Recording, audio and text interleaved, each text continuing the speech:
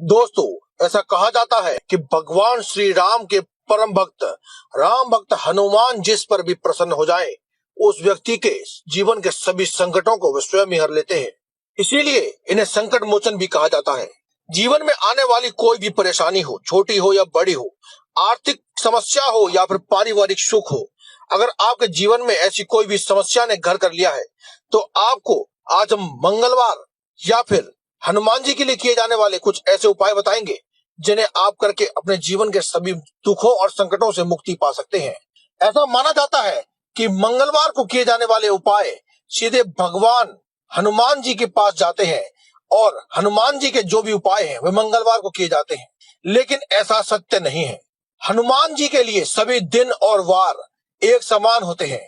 इसीलिए उनके भक्त यदि सच्ची श्रद्धा से और मन से उनके लिए कोई उपाय करना चाहते हैं तो उनके लिए कोई जरूरी नहीं कि वह मंगलवार के दिन ही करें।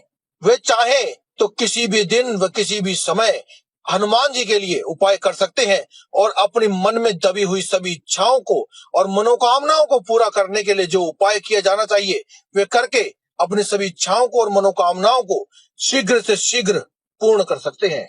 इसीलिए आज की इस वीडियो में हम आपको हनुमान जी के लिए और हनुमान जी के द्वारा किए जाने वाले कुछ ऐसे उपाय बताएंगे जिन्हें अगर आप कर लेते हैं तो आपके जीवन में दुख और दरिद्रता हमेशा के लिए चली जाएगी, सुख और ऐश्वर्य का हमेशा ही वास रहेगा। बाकी अगर आप चाहें तो इन उपायों को आप मंगलवार के दिन अपनी श्रद्धा अनुसार भी कर सकते हैं। देखिए, हनुमान जी की पूजा करने के बहुत से तरीके हैं। कहा जाता है कि हनुमान जी की पूजा करने से आपके जीवन में आने वाली सभी समस्याओं को तो अंत करते ही हैं, सभी आपको जीवन में आ रही सभी समस्याओं से, बाधाओं से मुक्ति दिलाकर आपको उनसे बाहर कर देते हैं। हनुमान जी को सबसे ज्यादा पसंद है नारियल, लौंग, सुपारी, पान, बूंदी के लड्डू। तो क्यों ना इन चीजों का इस्तेमाल करके हम कुछ ऐसे उपाय करें जिससे कि हमारी मनोकामना पूर्ण हो जाए। तो आइए जानते हैं आज की इस वीडियो में कि आपको कौन सी चीज का किस प्रकार से इस्तेमाल करना है ताकि आपकी सभी मनोकामनाएं पूर्ण हो जाएं। बस आपसे अनुरोध है कि आप इस वीडियो को अंत तक देखें और कमेंट बॉक्स में जय बजरंगबली एक बार अवश्य लिखें। अगर वीडियो पसंद आए तो इसे लाइक करें और शेयर करें। अगर अभी तक आपने हमारे इस चैनल को सब्सक्राइब नहीं किया है तो आप पहले से सब्सक्राइब कर लें, क्योंकि हम हर रोज लाते रहते हैं ऐसे ही जबरदस्त वीडियोस जिनसे आप अपने जीवन को सुखमय बना सकते हैं और जी सकते हैं एक सुखमय जीवन। तो अब हम बात करते हैं हनुमान जी के उपाय करने के लिए आपको कौन सी चीजों का इस्तेमाल करना है और किस प्रकार से इस्तेमाल करना है। दोस्तों, जैसा कि हमने आपको बताया कि हनुमान जी को प्रिय है लौंग, इलायची और सुपारी, तो क्यों ना हम भगवान हनुमान जी के लिए उनके प्रिय इन सब चीज से मिलाकर के एक पान का बीड़ा बनाएं और उन्हें अर्पित करें ताकि आपकी सभी मनोकामनाएं पूर्ण हो सके। अब देखिए दोस्तों, जैसा कि आपको हम बता चुके हैं, आप चाहें तो इन उपायों को मंगलवार के दिन कर सकते हैं और वैसे तो आप इन उपायों को किसी भी दिन कर सकते हैं। जिस समय आपको अपने जीवन को बदलने का ख्याल आया है, इस समय आया है, आप ये उपाय सुन रहे हैं, तो आप इस उपाय को अभी भी कर सकते हैं, आज कर सकते हैं, कल भी कर सकते हैं, मंगलवार के दिन कर सकते हैं या रविवार के दिन भी कर सकते हैं, क्योंकि सभी देवी देवता अपने भक्तों पर समान कृपा बरसाते हैं जब भी वे उनसे प्रसन्न हो जाते हैं। दोस्तों, जीवन में ज्यादातर समस्याएं तो शनि दोष या फिर कोई पापी ग्रह अगर आपकी कुंडली में आकर बैठ जाता है तो उसके कारण होती है। इसलिए आप क्या करें, आप एक पान का बीड़ा बनाएं जिसमें लौंग, इलायची रखें और साथ ही सुपारी के ऊपर लाल रंग का धागा लपेटकर यानी कि कलावे को लपेट करके आप एक पान का बीड़ा बनाकर हनुमान जी को अर्पित करें। इससे आपके जीवन के सभी शनि दोष चले जाएंगे। और साथ ही हनुमान जी को बीड़ा अर्पित करने के बाद वहीं बैठ करके हनुमान जी के सामने आप एक बार हनुमान चालीसा का जाप अवश्य करें। दोस्तों, हनुमान जी के उपाय केवल शनि दोषों से मुक्ति नहीं दिलाते हैं, बल्कि आपकी आर्थिक समस्याओं में भी आपको बहुत लाभ दिलाते हैं। अगर आपको लगता है कि आपके जीवन में आर्थिक समस्याएं हैं, धन संबंधी परेशानियां हैं, तो आप हनुमान जी के उपाय कर सकते हैं। क्या उपाय करें बताते हैं अभी आपको।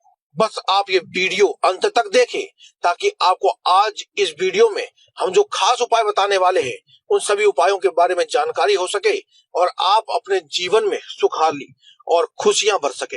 दोस्तों, कहते हैं कि बीड़ा उठाना यानी किसी भी मुश्किल भरे, जोखिम भरे या फिर जिम्मेदारी भरे कार्य का बीड़ा उठाना हो, चाहे वह घर में धन संबंधी समस्याओं को दूर करने वाली समस्या हो, या कार्य हो, या इसका बीड़ा उठाना हो, या फिर कोई भी आपका महत्वपूर्ण कार्य जो पूरा नहीं हो रहा है, जिसका आपने बीड़ा उठाया है कि आप वह कार्य करके ही मानेंगे, इसका भी कार्य को पूरा करना चाहते हैं, तो आप क्या करें, एक नियम बना लें कि आप हफ्ते में किसी भी एक दिन, चाहे वह दिन मंगलवार हो या कोई भी अन्य दिन हो, उस दिन आप हनुमान जी की विधिवत पूजा करने के बाद एक पान का बीड़ा उन्हें अवश्य चढ़ाएंगे। दोस्तों देखो, बीड़े का बदला बीड़ा ही होता है। जिस प्रकार से आपने अपनी जिंदगी में बीड़ा उठाया है कि आप सफलता प्राप्त करेंगे ही करेंगे, उसी प्रकार से आप हनुमान जी को भी बीड़ा चढ़ाएं, पान का बीड़ा चढ़ाएं, जिससे कि आप अपने जीवन के जो भी बीड़ा उठाया है, जो जिम्मेदारी उठाई है, उसे आप पूरा कर सके।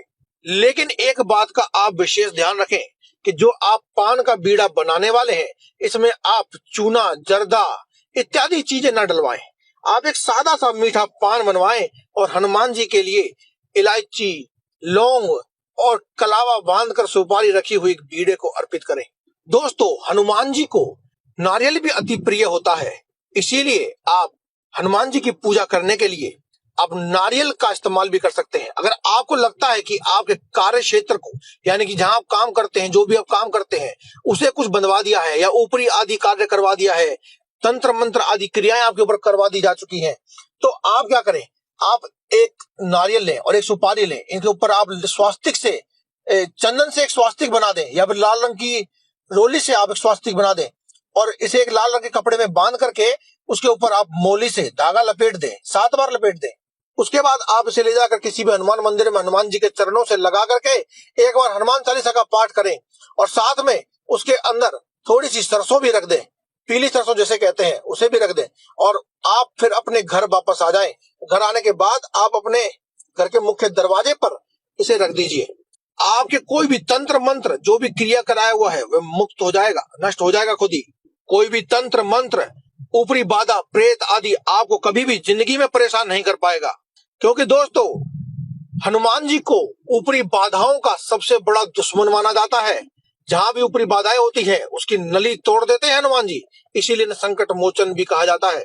अब आपको बताते हैं लौंग का और एक काली मिर्च का उपाय। जी हाँ दोस्तों, लौंग और काली मिर्च का उपाय।